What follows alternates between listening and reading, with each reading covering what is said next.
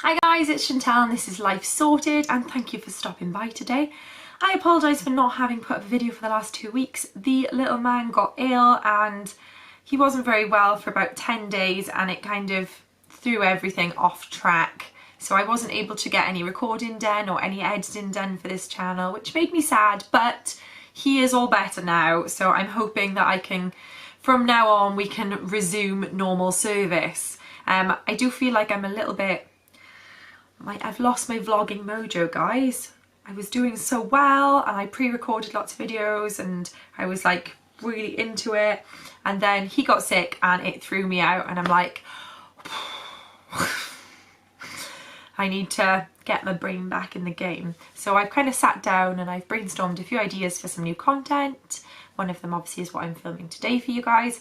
But if anybody does have any ideas of topics they would like me to cover, so like mindfulness, intentional living, decluttering, happiness, I don't know what else. Just give me some ideas and I will see what I can do. Because I love this channel, I love this little community we are building slowly. I now have 370 subscribers in just on 3 months, which I'm like super proud of. So thank you guys. Don't forget, if you do like this video, to give it a thumbs up and hit subscribe if you haven't yet. If you're new, hi! We talk about kind of like all things around happiness and simple living, how to simplify your life and be happier, especially if you are a parent. There is a heavy parenting angle on most of my content, not all of it, but most of it. So nice to have you along. But for today, we are going to be talking about 10 items that you should consider purchasing secondhand before buying them brand new. Now, this is for a number of reasons. In some cases, it does save you money to buy secondhand stuff. Obviously, that's kind of like the main reason I think people do it. It also means sometimes that you can get higher quality and better brand stuff at a cheaper cost. I'm not a brand snob in any way, but sadly, in a lot of cases, if you pay for a higher quality brand, a better named brand, you will get better quality product. Not always the case, but sometimes it sadly is the case. Supermarket pair of walking shoes compared to, you know, a £150 pair of walking shoes, the likelihood is the £150 pair are going to be better quality and they're gonna last you longer. So buying secondhand means you can sometimes get the higher quality at a price you can afford. So you kind of got to weigh it up. And then the last reason for me and for a lot of other people is to have less waste, reduce the amount of waste. I apologise if you can hear a car going past. Is to reduce the amount of waste we put into landfills. Landfills? That's a new one. Landfills. So buying secondhand means you're not purchasing new and less stuff is being thrown into landfills and it gets a second life and things like that. Plus, in some cases, buying secondhand can also mean supporting charities if you buy from charity shops. So that is also good. All round goodness. So my top places to buy secondhand, before I get on with the list, is from charity shops, eBay, Facebook, occasionally Gumtree, depending on what you're looking for, and car boot sales. Those 5 places are the best places you're going to be able to get hold of secondhand stuff. I have just done a video over on my other channel, I'll pop the link up here, of a secondhand clothing haul that I did for Ellie and Spring Summer Wardrobe. I got nearly all of it on Facebook. Actually, I think I got all of it on Facebook. I think it was all on Facebook.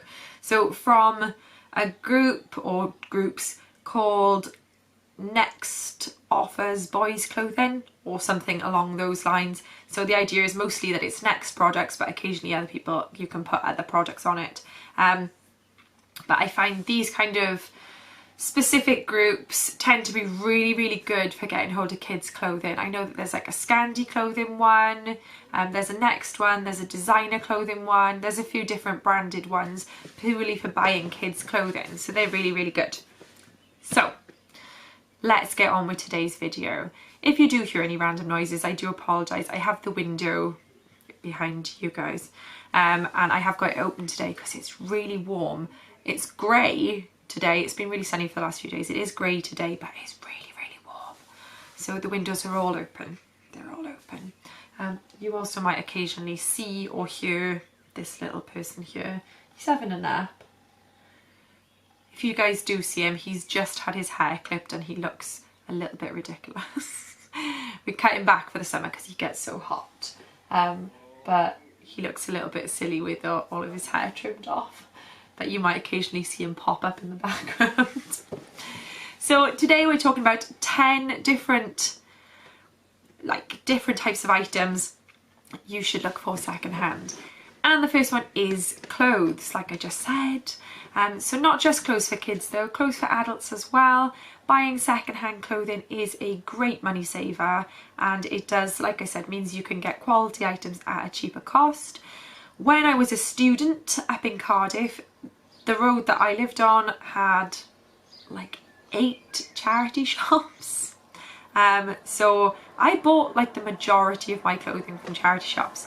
It also meant that I kind of got items that weren't on the high street at that point in time,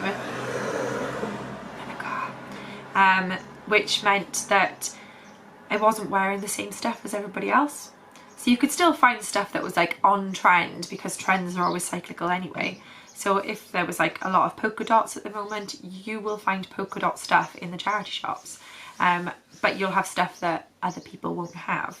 So I always loved that kind of aspect. And I also wore a lot of vintage, so that was always great in charity shops, is you could pick up vintage stuff. I might actually close the window because there is a bird right outside that I'm not sure if you guys can hear. There you go, window closed. Let's get you back. So yeah, charity shops are great for clothing, and I wore a lot of secondhand clothing, and I also bought a lot on eBay. Sadly, charity shops and eBay are starting to increase in value, which is a little bit annoying, but it's still cheaper than brand new in a lot of cases. So number 2 would be toys. If you've got little ones, the likelihood is that they go through toys fairly quickly. They kind of either grow out of them or they get bored of them. So yeah, moving on to new toys can be a pretty rapid thing. And with the price of like character stuff or branded stuff or wooden toys, if you're like us and you're into wooden toys, they're really expensive. Character toys is scary how expensive they are, but children grow out of character toys quite quickly. So if they're into Paw Patrol now, the likelihood is in 9 months time there'll be a new cartoon and they won't be into it, but some kids that are younger than them will be into it. So buying secondhand toys and games is a really good idea. And that also goes for older kids as well. Things like games consoles or the actual games for games consoles, they can be super expensive.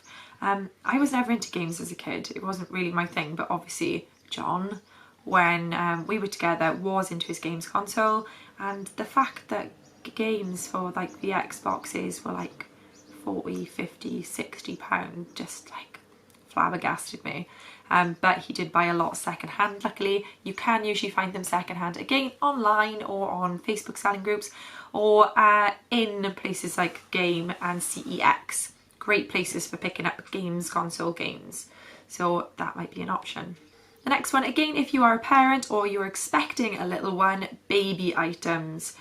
Baby stuff like changing tables and baths and Moses baskets and cots and pushchairs and prams. There seems to be a lot of stuff you need when you've got a baby, and they are all quite expensive. So it is perfectly normal to pick them up secondhand in a lot of cases. I know if it's your first baby, quite often you want everything new, you want brand new stuff because it's a new baby and yay.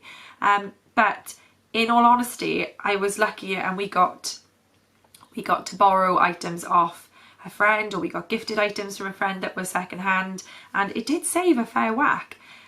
If you have seen over on our other channel, again, I shall pop a link up here, we moved Elian into a toddler bed, but I didn't buy a toddler bed. Luckily, my friend gave us hers because her 2 boys had now grown out of it. So I had that for free, and that's probably saved me a good £100 or something from buying a toddler bed. So buying secondhand stuff for babies is a great idea. baby baths and Moses baskets especially, just put a new mattress in it and make sure it's nice and clean and you're all good. It's really not worth the cost of like 40-50 pound for a Moses basket, which they'll probably, if you're lucky, they'll sleep in it at all. And if you're lucky, you might get 10 weeks out of it. It just seems like such a waste of money to spend 40 or 50 pound on it. The next thing is a proper big money item, which is a car. Cars are super expensive at the moment, even small cars. Buying a brand new car is expensive, and obviously if you want a good brand, safe car, it's going to cost you a fair whack of money. So buying a second-hand car is a much better idea. It's much more financially viable. Once you buy a new car, the minute you drive it off the forecourt or it gets delivered, it reduces in value hugely. So buying a second-hand car is a far better financial investment, and you can pick them up when they're only a year old or even less than that in some cases, with good mileage. Just make sure that they've obviously got their MOTs and services so you know that it's a safe car, and give it a check over. Take a mechanic with you if you can, if you don't really know much about cars, or a member of the family who does know about cars. Just give it a good check over to make sure that it's in good nick, and then Bob's your uncle, you've got a much cheaper car. My first car was brand new, but it was oh gosh, many years ago when it wasn't so expensive to buy a new car. But both of our cars since have been second hand, and they run great. We put money into keeping them maintained and things, but they do run great. So second hand cars, again, there are so many places you can buy second hand cars. Just obviously check that they are running well, and then you're all good. The next thing I would suggest would be kitchen gadgets. Now, I am all for reducing the amount of stuff you have in your kitchen. You will have seen our kitchen minimalism videos. We have reduced what we keep there hugely, and you don't need a lot of kitchen gadgets. So one of the main things is that people buy kitchen gadgets because they think they're going to use it, but then they don't. They end up selling it on, which means you can get almost brand new kitchen gadgets at a cheaper cost. So if you genuinely do need something or use something or want something, you can quite often get higher brand items at a greatly reduced cost. So I really wanted a slow cooker when we were up in uni, but we didn't want to spend £60 on a good quality slow cooker. Instead, I went to Cash Generator and I paid £15 for a £60 slow cooker, and we have used it so much, and I still have it, and it's been, oh god, I don't know, maybe 8 years? Oh wait, it's got to be more than that. 11 years. I've been married 8. I was in uni before that, so maybe 11 or 12 years. I still have that same slow cooker, and it has, we've used it so much. It has done us well. So kitchen gadgets are something that, again, if you're going to use it, don't just buy it because you found it cheap. If you're going to use it and you think you need it, or you want to upgrade the size capacity on something you already have, or the quality of something you already have, going second hand on kitchen gadgets is definitely the way to go. And then the same goes for household electronic items. So TVs, stereos, speakers, even things like lamps and your Hoover and maybe like heaters or air conditioning things. Going second hand on those is a good idea. Again, it means you can get the higher brand items at a lower cost. Sorry. We have lots of household items which we have bought second hand. John's stereos and speakers, quite a few of them have come second hand from eBay. He does trawl looking for specific brand stuff. And then also on the flip side, in the last few months he has decided to sell a number of his items, and they have been sold on now on eBay as well. A little tip for you guys for buying household electrics is to buy reconditioned items or refurbished items or returned items.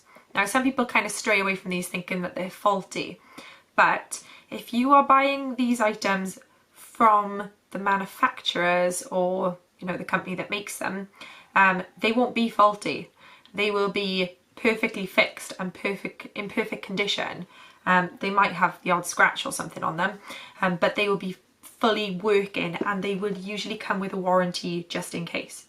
Our big one is we bought our Dyson stick hoover, and we have one of those oval shaped Dyson heaters and coolers that we use in our studio to heat it up in the winter when we have newborns in there, and then we use it as an air conditioning unit to cool it down in there, or fan to cool it down in there in the summer. And we got both of them on Dyson's own reconditioned eBay store.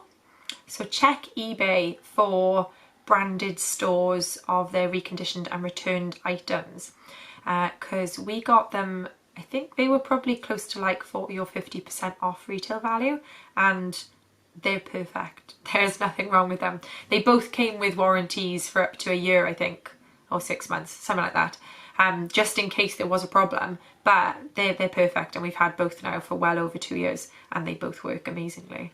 So that is definitely a little hint, a little tip to go check out. Next is quality furniture items. If you want a chest of drawers or a wardrobe or a bed frame or a sofa even in some cases, you can quite often get some real bargains when it comes to furniture, because they are big and they're bulky, and as long as you can move them yourself, that can sometimes be the only issue. If you can move them yourself, people just need them out of their house. They need them out of their space, so they will sell them a lot cheaper than their value.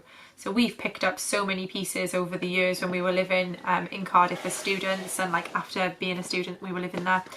We furnished our flats and everything with a lot of second-hand furniture items. My dining table downstairs at the moment is a second-hand piece. My chest of drawers, my teal one that you might have seen occasionally in videos, that is a second-hand piece. So look out for them, because you can pick them up, especially if you want like IKEA Kallax units and things like that. People quite often sell those, and they're in perfect good condition. It's even better if you plan on painting them, because then it doesn't actually matter if they're in perfect condition, because you can just paint them, which is what we did with our dining table. And my sideboard, if you've seen it, it's in the video when I decluttered the dining room, so I'll pop it up here. My sideboard is vintage, it's genuine vintage, so obviously it's secondhand. It's probably 4th, 5th or 6th hand actually, because it's probably been through multiple people. But to buy quality pieces of furniture, if I'd wanted a sideboard that big, made of solid wood, to the quality that is made of, it's a G-Plan Fresco, in case you want to know. To purchase that now, the cost would be astronomical. I dread to think. If it was on made.com, I'd probably be looking at like £700, £800, £900, whereas I paid £150 for it. And we went and picked it up with John's dad's van from Swansea, and I love it. And I've been looking for another one to go the other side of the room, just slightly different shape. So yeah, quality furniture, quality costs money, so just keep an eye out for it if you really want something. Next is one that's pretty obvious to me, books. We got, as you might have seen, I got rid of a lot of my books, pretty much all of my books. All of the ones I've read I got rid of, so they went to the charity shop. But I either get my books from the library these days. I very rarely buy a book like brand new. I will usually go to the charity shops and pick up books secondhand, because usually they're £1 or £2 if they're a hardback or something. Charity shops or car boot sales are great for secondhand books, and they don't have to cost you a fortune. You can pick up so many books. Yeah, you might not be able to find a specific book, so if you really, really want a specific book, your library is your best bet. But if you're just generally looking for a book, if it's a popular author, you might get lucky and you might find the exact one you want, or you'll find something else by that author. So I quite often get lucky and I can pick up Terry Pratchett's. You usually find Terry Pratchett's in charity shops, or any sort of like crime fiction. You'll usually find those quite often in charity shops. So books are easy secondhand items. And the same goes for DVDs. As you will know, we have decided to get rid of all of ours. Apart from a very select few of Blu-rays, we have gotten rid of over 700 DVDs, which is shocking. So yeah, obviously we sold them on. We sold them on to Zapper in the end, I think was the app. Zapper and Ziffit. I think we sent parcels to both of those because they gave good money for us. So they will be selling them on through I got a feeling it's like a CEX or That's Entertainment or something like that gets their stock. So yeah, picking up DVDs secondhand is definitely the way to go. Most of our collection, if you'd ever seen it, which was ridiculously huge, it all came secondhand to us from Cash Generator. Cash Generator up in Cardiff, where we were 15 for £15. So that is how we had that ridiculous collection. So so yeah, getting DVDs secondhand from a multitude of places if you really, really want one. It's almost cheaper than renting them from like either on your TV or do Blockbuster still exist elsewhere in the UK? I don't think they do. From a video shop anyway. It's cheaper to buy a DVD secondhand than it is to rent one, which is crazy. But obviously if you don't want it cluttering up room, you can buy it and then take it to a charity shop or buy it and give it to somebody else. But yeah, secondhand is the way to go. Lastly is quite a specific one, but sports equipment. Now obviously I'm not a sports equipment kind of person, but there was a time when John was a downhill biker. He loved downhill biking, but buying a bike secondhand was definitely the way to go because mountain bikes are super expensive. So any sort of large scale sports equipment, obviously you're not going to go buy a football secondhand because it's really not worth it. But things like bikes, road or mountain, biking gear as well, like any sort of like body armor kind of thing can be really expensive if you are downhilling. Golf clubs, skis, surfboards, snowboards, any kind of like big scale sporting equipment, it is worth buying it secondhand. You will find lots of it online because it can be really, really expensive unless you are very, very involved in the sport. And obviously you want the best equipment and you want it new, then buying it secondhand is the way to go. I did archery as a kid for about 3 years, but I bought my bow secondhand because my parents really didn't want to fork out like £300–400 for a bow, when the likelihood is I would probably give up the hobby within a year or two.